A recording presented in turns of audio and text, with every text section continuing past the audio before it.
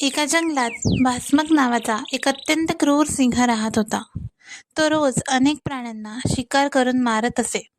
यामुळे जंगलातील प्राणी भीतीखाली जगू लागले. यावर उपाय म्हणून सर्व प्राण्यांनी मिळून सिंहाला विनंती केली की आम्ही दररोज एक प्राणी तुमच्याकडे स्वतःहून पाठवू. सिंहाने हे मान्य केले. एक दिवस एक लहान सशाची पाळी आली. तो सिंहाकडे जाताना त्याला एका नदीमध्ये त्याचे प्रतिबिंब दिसले. ते पाहून त्याला एक युक्ती सुचली. तो जाणून बुजून सिंहाकडे उशिरा पोहोचला. सिंह म्हणाला,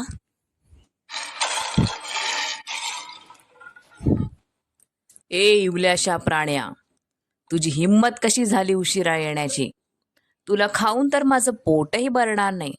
थांब, आता आधी तुला ठार करतो आणि मग या पूर्ण जंगलाचा मी नाश करतो.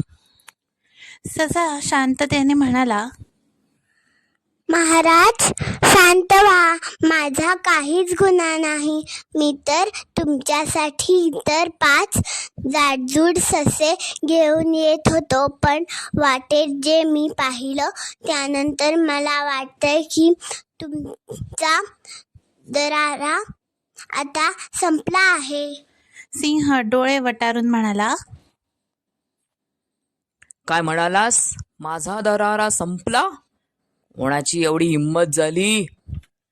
सिंहाचा राग वाढवत ससा म्हणाला, महाराज, वाटेत मला एक प्रचंड मोठा आणि शक्तिशाली सिंह भेटला. मी त्याला सांगितलं की आम्ही आमच्या राजाकडे चाललो आहोत.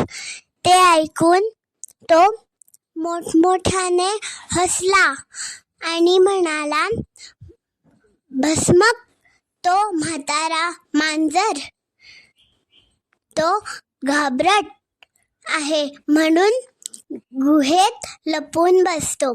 खऱ्या शूर राजाला समोर जायची त्याची लायकी नाही. सिंह जमिनीवर पंजा आपटत म्हणाला, काय? त्याने मला मांजर म्हटलं? कुठे आहे तो मूर्खा?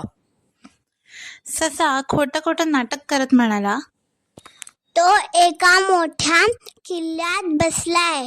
तो तर असंही म्हणाला की त्या दुबळ्या सिंहाला सांगा, जर जीव प्यारा असेल तर गुहेतच लपून राहा, नाहीतर मी ओढत बाहेर काढून त्याची शिकार करेन.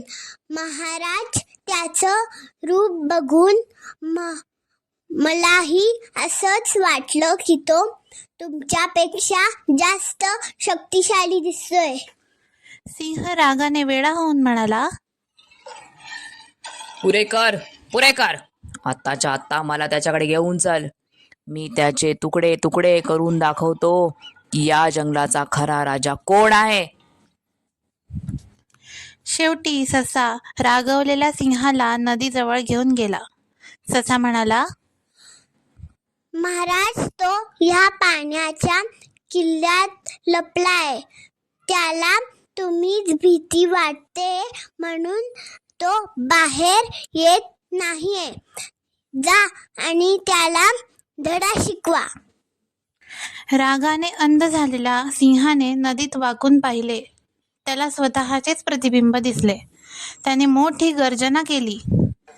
नदीतून तसाच प्रतिध्वनी आला. आपल्या शत्रूने आपल्याला आव्हान दिले आहे असे समजून सिंहाने विहिरीत उडी मारली आणि तो बुडून मेला. ससा स्वतःशीच म्हणाला, शरीर कितीही मोठं असलं तरी बुद्धी नसेल तर त्याचा काहीच उपयोग होत नाही.